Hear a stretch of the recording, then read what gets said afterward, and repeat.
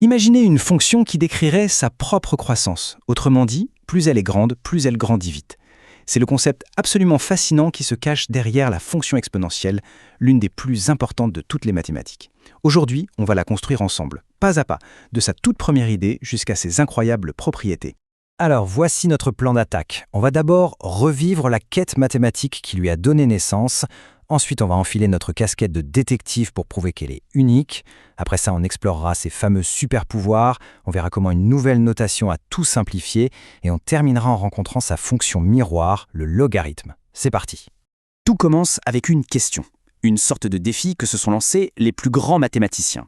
Une idée qui, sur le papier, a l'air toute simple, mais dont les implications sont, exponentielles. Voilà la question. Et si on pouvait trouver une fonction dont la vitesse de croissance à n'importe quel instant est exactement égale à sa valeur à ce même instant? Cette petite équation, f' de x égale f de x, c'est en quelque sorte le code génétique de la croissance pure. De la division cellulaire aux intérêts composés en finance, tout par-delà. Trouver la fonction qui respecte cette règle, c'était une véritable quête du Graal pour les mathématiques. Et bien sûr, cette idée n'est pas sortie de nulle part. C'est le résultat d'un véritable relais entre géants. Jean Bernoulli a eu l'intuition, il en a parlé à Leibniz, qui lui a donné son nom, et puis le grand Leonhard Euler est arrivé et a mis tout ça en ordre, avec une clarté et une élégance qui sont encore utilisées aujourd'hui. Il faut bien se remettre dans l'ambiance de l'époque. On est en pleine révolution scientifique. Les mathématiciens ne créaient pas des concepts juste pour le plaisir. Ils cherchaient activement un nouveau langage, de nouveaux outils pour décrire le monde, pour décrire le mouvement, la physique. Et la fonction exponentielle allait devenir une des pièces maîtresses de ce langage. Bon, on a notre concept. Mais en mathématiques, une belle idée, ça ne suffit pas. Il faut de la rigueur, des preuves solides. Avant même d'étudier cette fonction, on doit être sûr de deux choses. Primo, qu'une telle fonction existe bel et bien. Et secondo, qu'il n'en existe qu'une seule. C'est cette unicité qui va lui donner toute sa valeur. La première étape de notre enquête est un peu surprenante. On va commencer par prouver que cette fonction ne vaut jamais 0. Pour y arriver, les mathématiciens ont une idée de génie. Créer une fonction auxiliaire, une sorte d'espionne, pour révéler une propriété cachée de notre fonction principale. Et là, la magie opère. On définit cette nouvelle fonction, phi de x, comme le produit de f de x et f de moins x. On la dérive, et là, surprise, après un petit calcul, on trouve que sa dérivée est tout le temps égale à 0. Or, une fonction dont la dérivée est nulle est une fonction constante, elle ne bouge jamais. Comme on sait qu'au point de départ, à 0, elle vaut 1, eh bien, elle vaudra toujours 1. C'est d'une logique absolument imparable. Maintenant, l'étape finale de la preuve. On sait qu'une telle fonction existe, mais est-elle la seule? Pour le vérifier, on va utiliser une technique classique.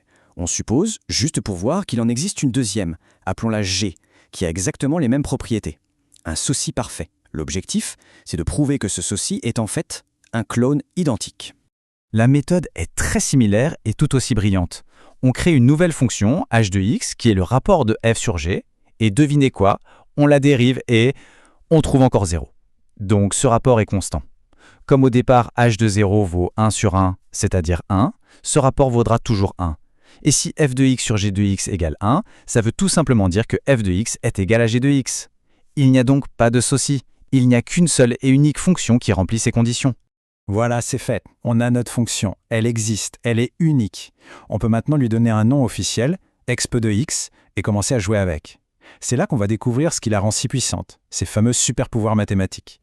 Voici donc sa carte d'identité officielle. C'est l'unique fonction sur l'ensemble des réels qui est égale à sa propre dérivée et qui passe par le point 0, 1. Ces deux conditions, et uniquement celles-ci, sont le point de départ de tout ce qui va suivre. Et à partir de cette définition, les propriétés découlent les unes des autres, un peu comme des dominos. On sait qu'elle vaut 1 en 0, on sait quelle est sa propre dérivée, on a prouvé qu'elle ne s'annule jamais. De là, on déduit facilement que exposé de moins x est simplement l'inverse de exposé de x. Et surtout, elle est toujours strictement positive. Pourquoi? Une petite astuce. Exposé de x, c'est pareil que le carré d'exposé de x sur 2. Et un carré, c'est toujours positif. Mais s'il y a une seule propriété à retenir, c'est celle-ci. C'est son super pouvoir ultime. La fonction exponentielle transforme une addition en multiplication.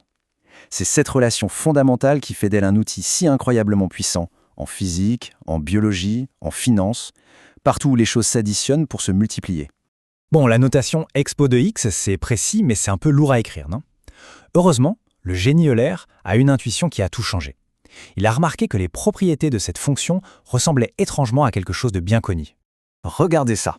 À gauche, les propriétés de l'exponentielle. À droite, les règles de calcul sur les puissances qu'on apprend au collège. C'est la même chose. Transformer une somme en produit, c'est exactement ce que font les puissances. C'est là que LR a dit « et si on notait simplement exp de x comme e puissance x ?» Le e, c'est juste un nombre, la valeur de expo de 1, qui vaut environ 2,718. Et avec cette nouvelle notation, e exposant x, tout devient limpide. Toutes ces propriétés qu'on a mis du temps à démontrer redeviennent de simples règles d'algèbre, des choses qu'on connaît déjà.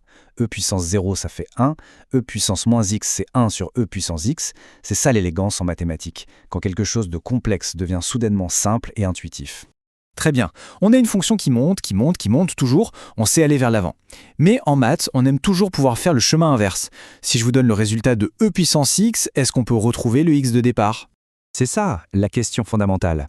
Si je vous dis que x puissance x est égal à un nombre k, un nombre positif bien sûr, comment est-ce qu'on fait pour trouver x ?